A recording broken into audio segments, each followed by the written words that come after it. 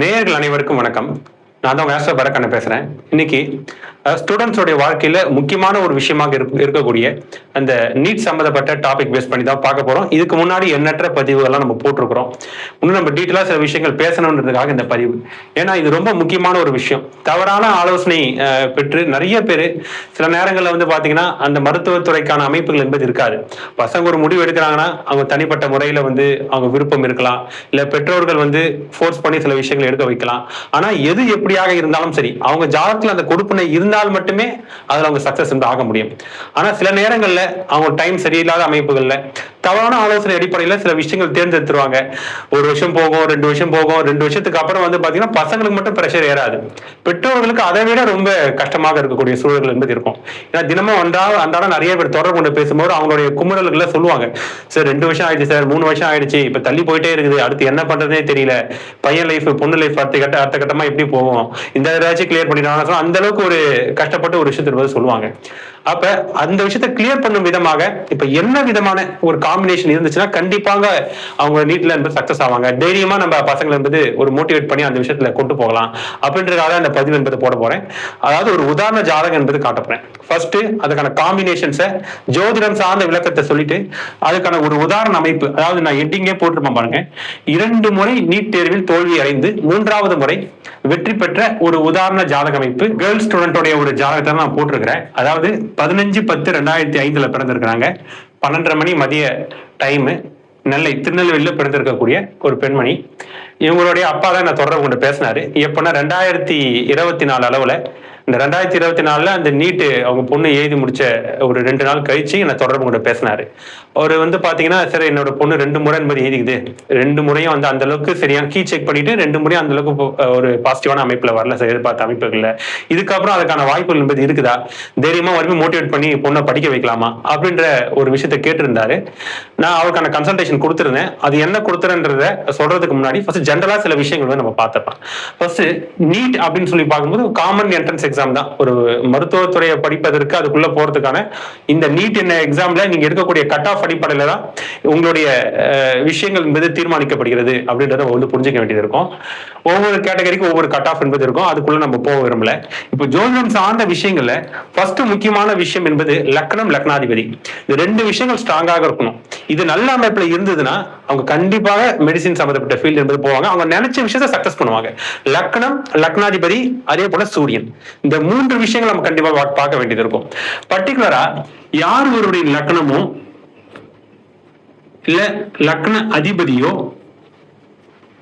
2, 6, 10 இல்லைன்னா 1, 4, 7, 10, 11 இது போன்ற பாவங்களை தொடர்பு கொண்டிருக்கிறதோ அவங்க நினைச்ச விஷயம் சக்சஸ் ஆவாங்க. மருத்துவ துறைக்கு உரிய பாவங்கள் என்பது 2, 6, 10, 1, 4, 7, 10 இதுல கேந்திர பாவங்கள் 1, 4, 7, 10 எடுத்துக்கணும். 11ஆம் பாவத்தை எடுத்துக்கணும். நம்மளோட அபிலாஷைகள் நிறைவேறக்கூடிய அமைப்பு என்பது 11ஆம் பாவம். லக்னாதிபதி டைரக்டா 10ஆம் பாவம் 11ஆம் பாவம் தொடர்பு பெற்று இருந்துச்சுன்னா அவங்க கண்டிப்பாக உள்ள போயிடலான்ற நம்ம சொல்லிடலாம். அப்ப ஃபர்ஸ்ட் வந்து லக்னம், லக்னாதிபதி என்பது பார்க்கணும். எக்காரணத்தை கொண்டோம் லக்னாதிபதி வந்து பாத்தீங்கன்னா 5ஆம் பாவத்தோடு 9ஆம் பாவத்தோடு தொடர்பு என்பது பெறவே கூடாது என்பதை புரிஞ்சுக்கணும். ஏன் 5ஆம் பாவம் 9ஆம் பாவம் ஏன் குறிப்பிட்டு சொல்றேன்னா, இப்ப உதாரணத்துக்கு ஒரு மேஷ லக்னம் எடுத்துங்களேன். லக்னாதிபதி செவ்வாய் லக்னத்துக்கு 5வது வீடான சிம்ம ராசியில என்பது இருக்கு.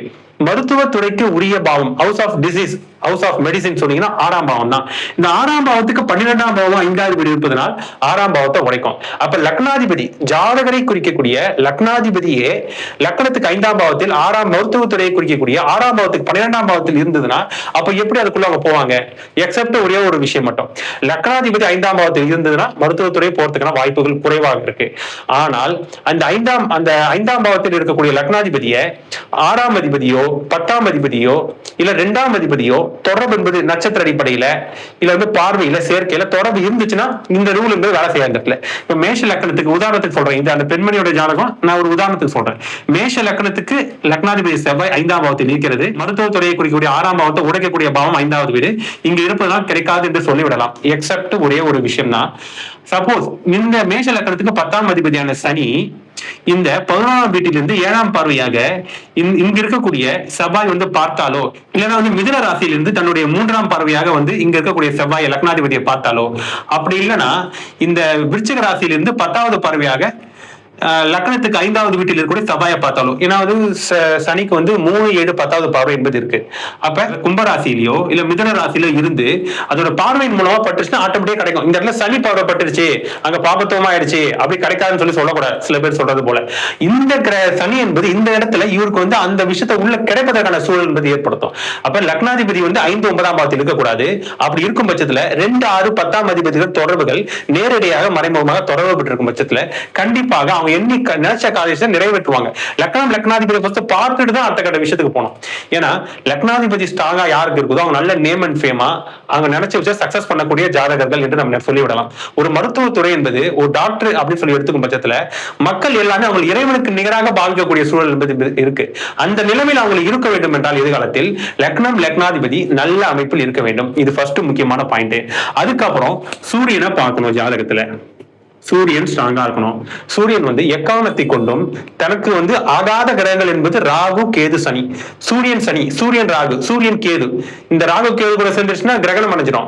சனி கூட சேர்ந்துருச்சுன்னா தன்னுடைய தன்மைகளை வந்து பாத்தீங்கன்னா பெரிய அளவு வெளிக்காட்ட என்பது முடியாது. அப்ப சூரியன் வந்து நீச்சவங்கம் அடையாமல் இருந்தாலோ இது போன்ற காம்பினேஷன் இருந்துச்சுன்னா சூரியன் கெட்டிருக்குன்னு நம்ம எடுத்துக்கலாம். இல்ல சூரியன் வந்து லக்னத்துக்கு 8, 12ஆம் பாவத்தில் என்பது இருந்தாலோ கொஞ்சம் ப்ராப்ளம் என்ற மாதிரி நம்ம எடுத்துக்கலாம். 1, 8, 12ஆம் இடத்துல இருந்துச்சு சூரியன் கொஞ்சம் வீக்கா இருக்கு, கவர்மெண்ட்ல கிடைக்காது, பிரைவேட்ல கிடைக்கும் அப்படின்னு நம்ம எடுத்துக்கலாம். அதுவே ராகு கேது சனியோட சம்பந்தம் பெறும்போதும் கவர்மெண்ட்ல டைரக்டா கிடைப்பதற்கான வாய்ப்புகள் குறைவாடு இந்த இடத்துல. சரிங்களா? ஆனா பிரைவேட்ல கிடைப்பதற்கான வாய்ப்புகள் உண்டு. அதுபோல் நிறைய விதமான விஷயங்களை காம்பினேஷன் வந்து பார்க்க வேண்டியது இருக்கு. அதுக்கப்புறம் வந்து பாத்தீங்கன்னா சந்திரனை பார்க்கணும். ரெண்டுமே அரச கிரகங்கள் தான். சந்திரன் எதனால முக்கியத்துவம் கொடுத்து பாக்குறேன்னா, ஒரு எக்ஸாம் எழுதுறீங்க, ஒரு கொஸ்டினுக்கு நிறைய ஆப்ஷன்ஸ் இருக்கும். எந்த ஆப்ஷனை சூஸ் பண்றது உங்களோட உள்ளுணர்வு தானே சொல்லும். நீங்க கரெக்டா நீங்க ப்ரெடிக்ட் பண்ணிவிடுவீங்க. ஆனா அது கரெக்டா சில நேரம் தவறாகவும் போகலாம், சரியாகவும் போகலாம். அது நம்மளோட உள்ளுணர்வு என்று சொல்லும். அப்ப அந்த உள்ளுணர்வை குறிக்கக்கூடிய கிரகம் வந்து சந்திரன். சில பேர் சொல்லுவாங்க, பேரண்ட்ஸ் என் பொண்ணு நல்லா படிக்கிறாங்க சார், என்னோட பையன் நல்லா படிக்கிறாங்க, கடைசி எக்ஸாம் டைம்ல இதை சின்ன தவறு பண்ணிடுறாங்க. அவங்க ஒரு கொஸ்டின் ஆன்சர் மார்க் பண்றது போல வேற ஒரு ஆன்சர் நினைச்ச விஷயத்தை மாத்தி பண்ணிட்டாங்க. டக்குனு ஃபர்ஸ்ட் அதை நினைச்சாங்க சரியான ஆன்சர், அதுக்காக மாத்தி பண்ணிட்டு இது போல விஷயங்கள்லாம் சொல்லுவாங்க. காரணம் அந்த இன்ட்யூஷன் பவர் சந்திரன் ஜாதகத்துல கேட்டிருக்கும். சந்திரன் ராகு, சந்திரன் கேது, சந்திரன் சனி, இந்த புணர்வு தோஷம் சொல்லுவாங்க சந்திரன் சனியை பொறுத்தவரை. இந்த காம்பினேஷன் இருந்தாலும் அவங்களுக்கு அந்த தடுமாற்றம், கடைசி கட்டத்தில் ஒரு தடுமாற்றம். இந்த சூரியன் கெட்டு இருந்தாலும் அந்த எக்ஸாம் வந்து ஹேண்டில் பண்ணக்கூடிய அந்த எக்ஸாம் ஃபேரை ஹேண்டில் பண்ணி சக்சஸ் ஆகுற சூழல் வந்து கொஞ்சம் குறைவாக போயிடும். அதுதான் சூரியன் சந்திரனை பார்க்கணும். அதே போல புதனை பார்க்க வேண்டும். இதை வந்து பாத்தீங்கன்னா வித்யாகாரகன் என்று சொல்லுவாங்க.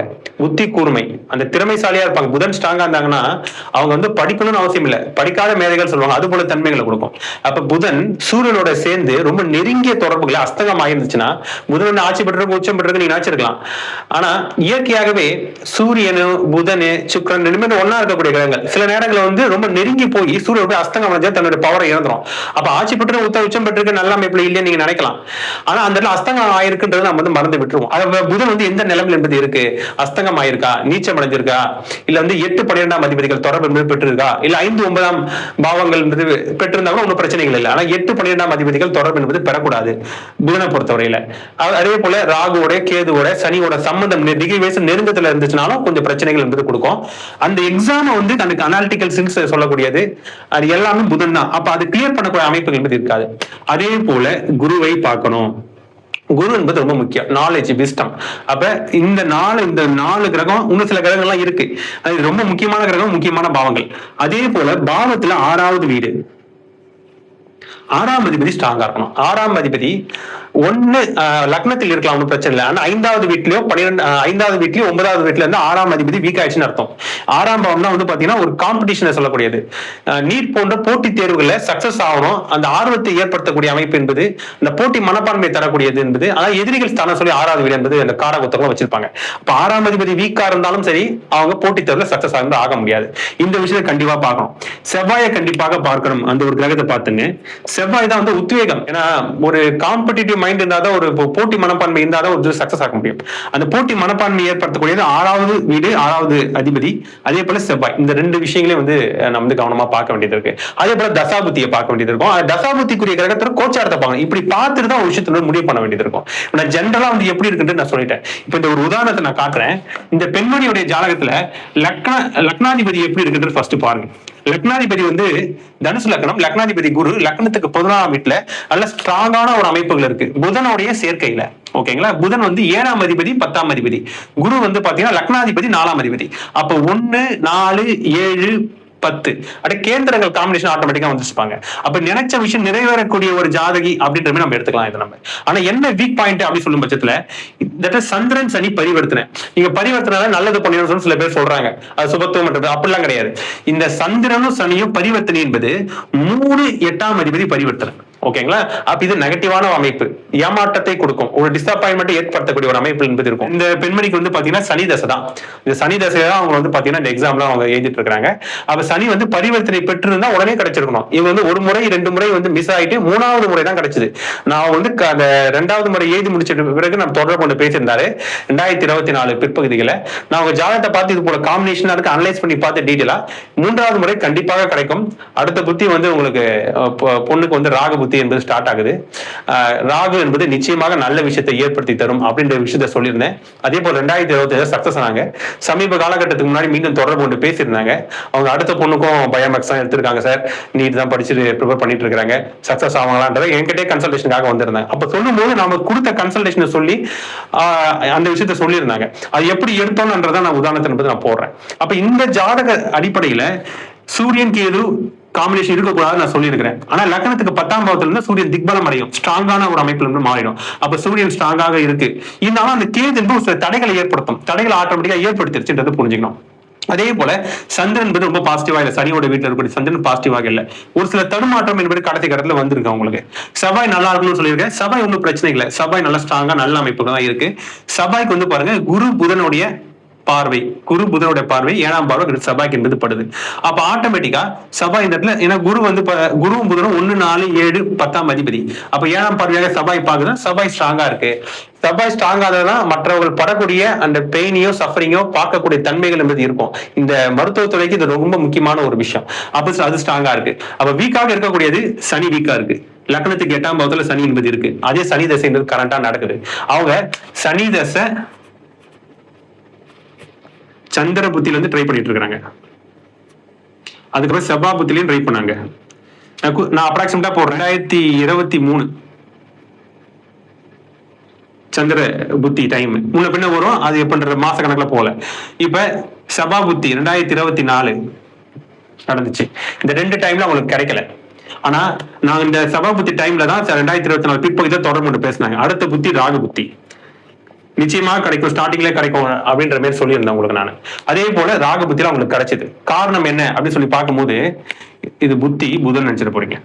இப்ப இந்த ராகு என்பது லக்னத்துக்கு 4ஆம் பாவத்துல என்பது இருக்கு. சில பேர் ராகு புத்தியில, கேது புத்தியில, சனி புத்தியில, தசையில நடக்காதுன்னு நினைச்சிட்டு இருப்பாங்க. நாம் கொடுக்கக்கூடிய விஷயத்த சனி கொடுக்கணும்னு நினைச்சா கண்டிப்பாக கொடுப்பார். அதே போல ராகு என்பது சில திடீர் அதிர்ஷ்டத்தை ஏற்படுத்தக்கூடிய அமைப்புகள் இருக்கும். ராகு எப்பயுமே தன் நின்ற ஸ்தானாதிபதி போல செயல்படுவார். நிறைய பாயிண்ட் இருக்கு, இது முக்கியமான இந்த ஒரு பாயிண்ட் மட்டும் புரிஞ்சுக்கேன். அப்ப ராகு புத்தியில கிடைச்சதற்கான காரணம் 2025 ராகு லக்னத்துக்கு 4ஆம் வீட்டுல 4ஆம் அதிபதியான குருவுடைய வேலையை இவர் செய்வார். குரு லக்னத்துக்கு 11ஆம் வீட்டுல 7, 10ஆம் அதிபதியான புதனுடைய சேர்க்கப்பட்டு ஸ்ட்ராங்கான அமைப்புல இருக்கின்றனால அப்ப 1, 4, 7, 10 வேலைகளை ராகு கண்டிப்பாக செயல்படுத்துவார். நிச்சயமாக ஒரு யோக நிலையை அடைய செய்வார். இவங்களுக்கு கவர்மெண்ட்லயே கிடைச்சது. ஒரு நெருங்கிய கட் ஆஃப் அடிப்படை உள்ள போயிட்டாங்க, கவர்மெண்ட்ல இருந்து கிடைச்சிருச்சு எங்களோட கோட்டால வந்து பொறுத்தவரையில. அந்த உதாரணத்தை காட்டணுன்றதுக்காக தான் அந்த விஷயங்களை நான் காட்டியிருக்கிறேன். இது போல டீட்டெயிலா அனலைஸ் பண்ணி பார்த்து ஒரு விஷயத்துக்கு திரும்ப வரணும். ஏன்னா சில பேர் சொல்றாங்க, இப்போ ஒரு 3 நாள் 4 நாள் ஒருத்தவங்க ஒரு பெண்மணியோடைய அம்மா தொடர்பு கொண்டு பேசினாங்க. ஒரு 2 வருஷம் 3 வருஷம் முன்னாடி ஒரு கன்சல்டேஷன் எடுத்தேன் சார் ஒருத்தர்கிட்ட. அவர் கிடைக்கும் சொல்லி அடிச்சு சொன்னாரு, முதல் அட்டம்ப்ட்லேயே கிடைக்கும் சொன்னாரு.